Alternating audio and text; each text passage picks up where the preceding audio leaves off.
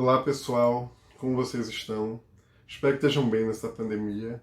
Meu nome é Alexandre Simas e eu vou ministrar para vocês o curso de Medida e Integração. A teoria da medida foi criada por Lebesgue principalmente para estender a teoria de integração de rima. Por que ela é importante? Né? Por que é um problema interessante estender a teoria de integração de rima? Dois motivos principais.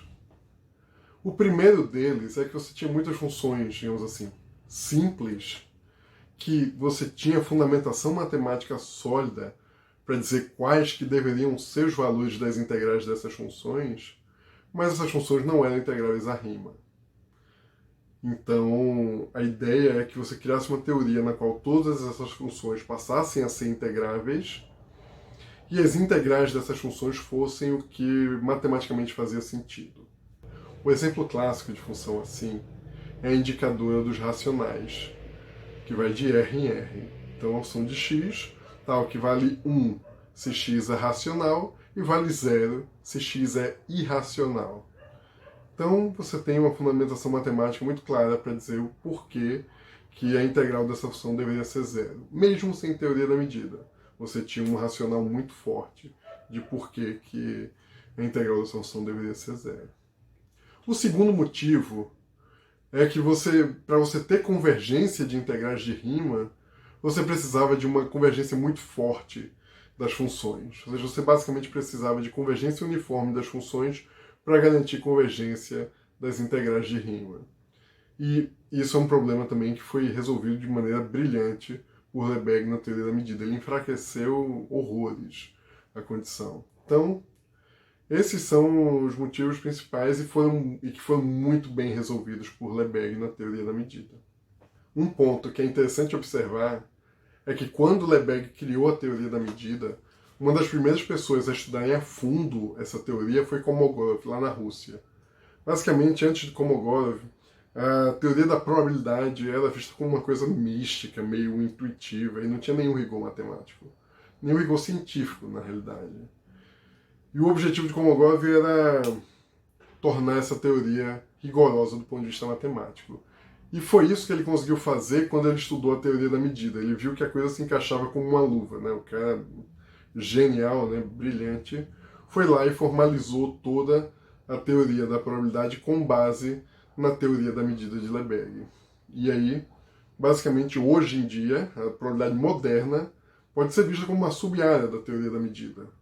É basicamente a teoria da medida positiva, que é que a medida do espaço todo vale 1.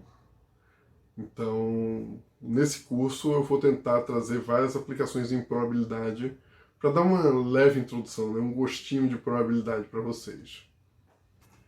Nesse curso a gente vai usar duas referências principais, o livro do Snar e o livro do Armando. Mas principalmente vamos usar o livro do Snar, a maior parte do curso. Basicamente é muito bem escrito, ele basicamente pensa como um probabilista. A única coisa é que eu vou mudar a ordem de apresentação.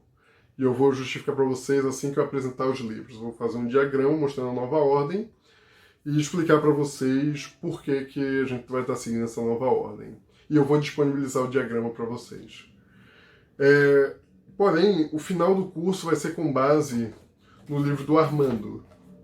Porque basicamente dois resultados principais que eu gostaria de ensinar não tem no livro do Snar. O primeiro deles é o teorema de representação de Riz-Markov, que é um teorema sensacional, infelizmente não tem no livro do Snar. E o segundo não é bem um teorema, mas uma teoria, que é a teoria das funções de variação limitada e a derivação de Lebesgue.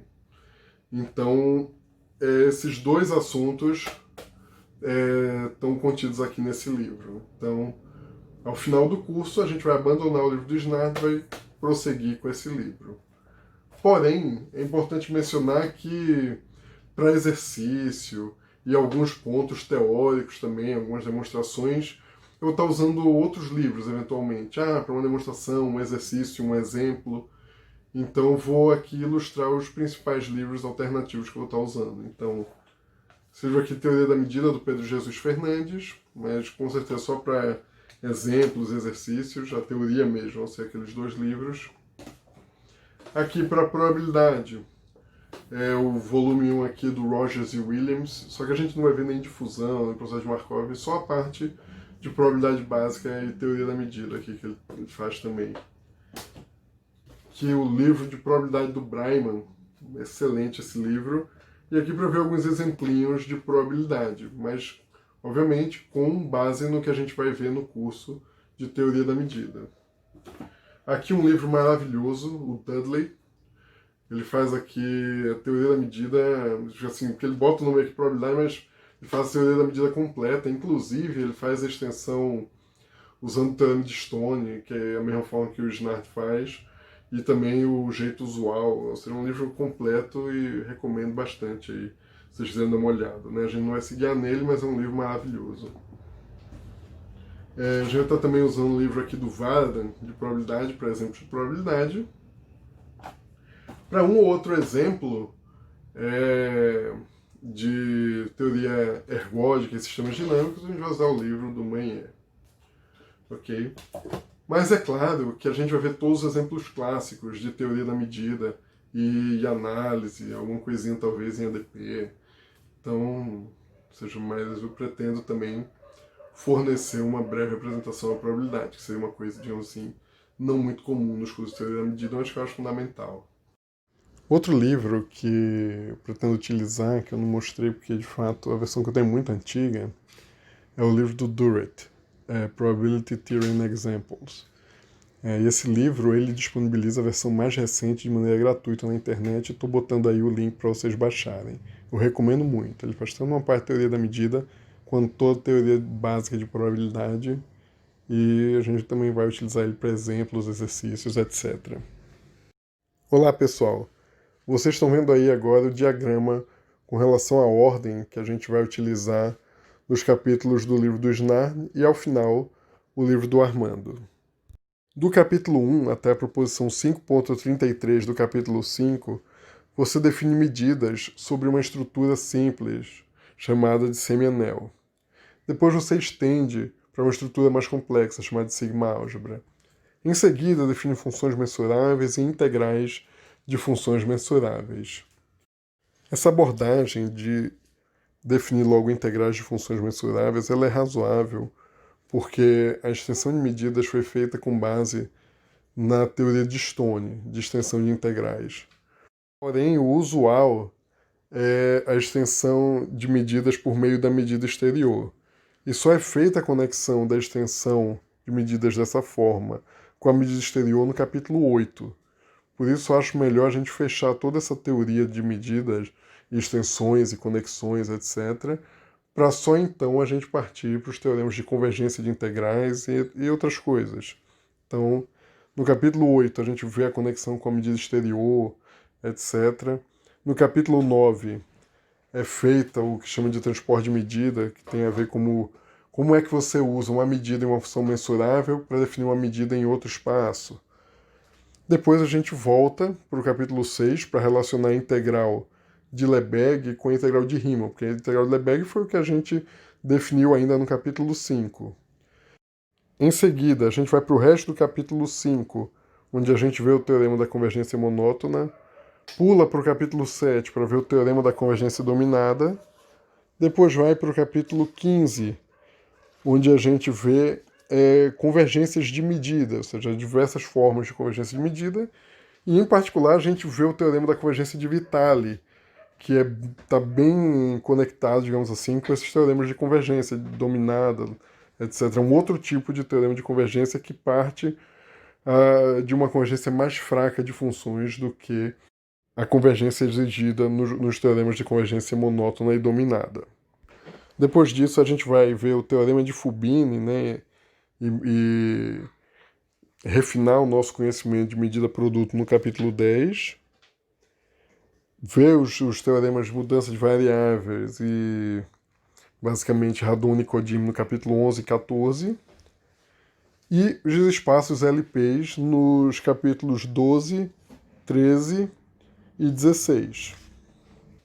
Nesse ponto, a gente termina o livro do Snarn e parte para o livro do Armando, onde a gente vê o teorema de Riesz-Markov no capítulo 10, teoria de funções de variação limitada e derivação de Lebesgue no capítulo 11, onde a gente conclui o curso. Aqui temos o programa detalhado do curso.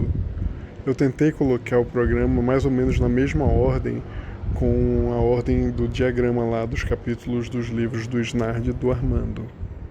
Eu vou estar disponibilizando também para vocês esse arquivo separadamente, com o programa detalhado do curso.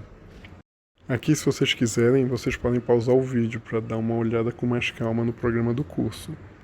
Eu vou disponibilizar as aulas nas terças e quintas. E ao invés de disponibilizar arquivos longos, de aproximadamente 2 horas de duração, eu vou quebrar em 2 arquivos de aproximadamente 50 minutos, no máximo 1 hora. Assim não fica muito cansativo. Dessa forma, serão 2 arquivos de aulas nas terças e 2 arquivos de aulas nas quintas. E aí, todas as semanas, a gente terá um encontro na sexta-feira, de 4 às 6 da noite, para a gente tirar dúvidas de exercícios, da própria teoria. Basicamente para a gente ter uma conversa e vocês irem passando quais são as dificuldades, dúvida de exercício, dúvida da teoria, alguma passagem estranha, algum comentário interessante, algum feedback, etc. Então, toda semana, sexta-feira, de 4 às 6, a gente vai ter um encontro presencial que eles chamam de síncrono, ou seja, ao vivo. E ao passo que as demais aulas vão ser assíncronas, ou seja, não vão ser ao vivo. Eu vou disponibilizar, vocês assistem quantas vezes quiser, podem repetir alguma passagem, pausar, etc. Então, eu espero que assim a gente consiga um bom resultado. Outro motivo para eu escolher as aulas assíncronas é para a gente conseguir expor todo o conteúdo de uma maneira eficiente. Porque o conteúdo é bastante longo e eu quero ensinar ele completo. Então, quero fazer, como eu falei, a teoria de variação limitada, o teorema de Riz-Markov, um pouquinho de convergência fraca-estrela. Então, tudo isso exige que a gente aproveite o tempo da melhor maneira possível, certo? Eu vou disponibilizar listas de exercícios semanais para vocês. Então, toda semana vai ter uma lista de exercícios. Elas não vão valer nota, mas são fundamentais para o bom entendimento da teoria, certo? E a gente vai ter 2 provas, uma no meio do curso e outra ao final. E as provas vão ser baseadas na lista de exercício, ok? Então, vocês fazendo as listas de exercício, as provas vão ser muito fáceis, vocês vão tirar de letra, tá bom? Nessa terça-feira, dia 18 de agosto, a gente vai ter um encontro síncrono às 4 da tarde, ou seja, para a gente conversar ao vivo, mas com o objetivo de esclarecer dúvidas com relação ao curso, ou seja, prova, qual o conteúdo a ser ensinado, etc. Quaisquer dúvidas que vocês venham a ter, mas não dúvidas com relação ao conteúdo que eu já vou ter passado para vocês. Dúvidas com relação ao conteúdo, dúvida matemática mesmo, são nas sextas. E a partir daí a gente só vai ter encontro nas sextas, ou seja, terça-feira, só essa primeira vez, no dia 18, para tirar dúvidas gerais com relação ao curso.